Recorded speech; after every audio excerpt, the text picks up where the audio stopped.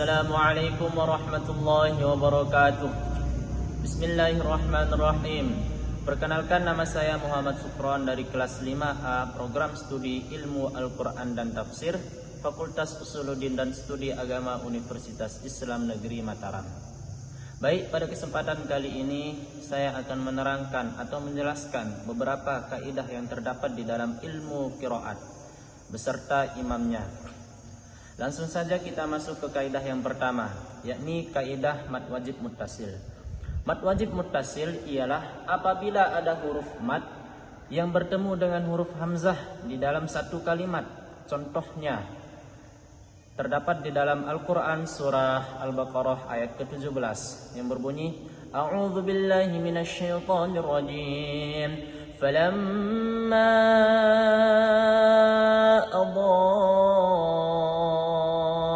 ما حوله ذهب الله بنورهم وتركهم في ظلمات لا يبصرون. Jadi pada ayat tersebut Imam Waras dan Imam Hamzah itu membaca dengan panjang 6 harokat, tepatnya pada lafaz falamma adha'a. Jadi pada lafaz tersebut Imam Waras dan Imam Hamzah itu membaca dengan panjang 6 harokat. Contoh yang lain itu terdapat di ayat ke-30 di dalam surah Al-Baqarah yang berbunyi A'udzu billahi minasyaitonir rajim wa id qala rabbuka lil malaikati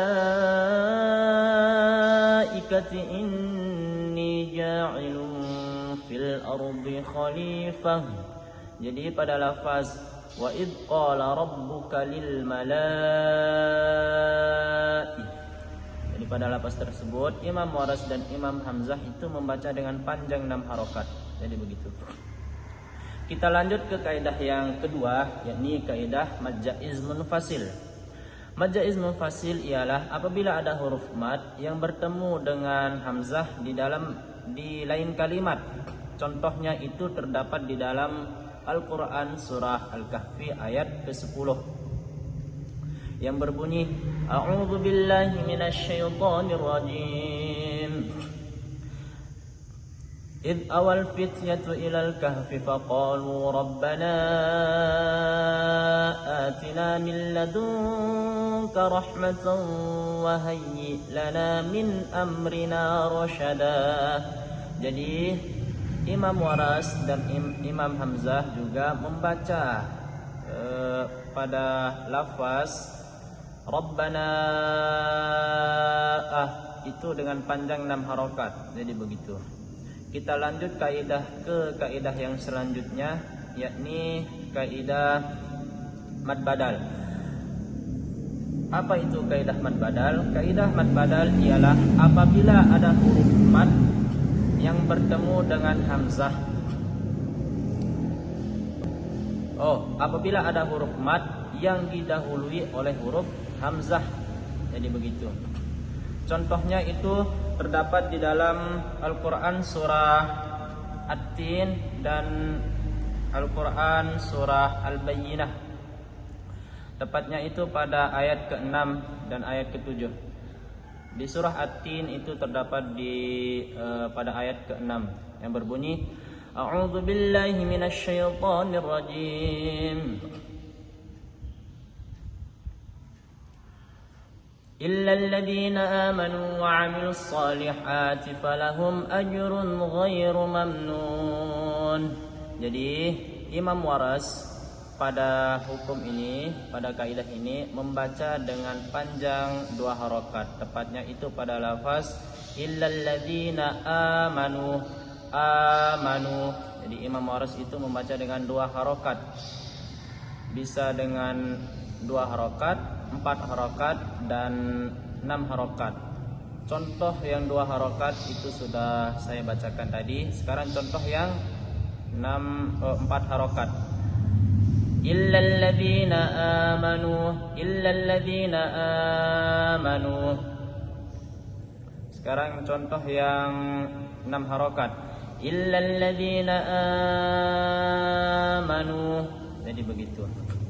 Sekarang kita lanjut ke kaidah yang terakhir, yakni hukum nun sukun dan tanwin. Jadi untuk kaidah ini semua imam itu sepakat, baik iqlab, izhar, ikhfa maupun gunnah itu membaca dengan sama begitu. Namun pada kaidah tersebut ada satu imam, yakni Imam Abu Ja'far. Tepatnya itu beliau membaca pada huruf kha dan gha beda dengan cara mendengung, gunnah dan ikhfa. Contohnya itu terdapat di dalam Al-Quran surah Al-Insyiqaq untuk contoh huruf gha. A'udzu billahi minasyaitonir rajim. Illal ladzina amanu wa 'amilus solihati lahum ajrun ghairu mamnun. Itu bacaan yang biasa. Namun versi Imam Abu Ja'far itu membaca dengan gunnah dan ikhfa. Contohnya, illal ladzina amanu wa 'amilus solihati lahum ajrun ghairu mamnun. Contoh yang lain itu terdapat contoh yang lain, yakni pada huruf kha itu terdapat di dalam Al-Quran surah Al-Qari'ah, tepatnya ayat ke-8 yang berbunyi, wa amma a'udzu billahi minasyaitonir rajim wa amma man khaffat mawazinuh. Itu kalau biasanya.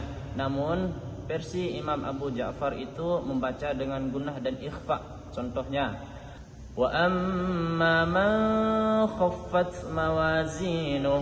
Jadi versi Imam Abu Ja'far ini membaca dengan gunnah dan ikhfa apabila ada huruf gha dan kha itu bertemu dengan tanwin atau nun sukun. Jadi begitu. Dan dibaca dengan panjang 2 harokat. Jadi begitu.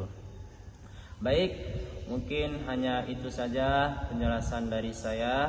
Semoga ada manfaatnya. Kurang dan lebihnya saya mohon maaf. Assalamualaikum warahmatullahi wabarakatuh.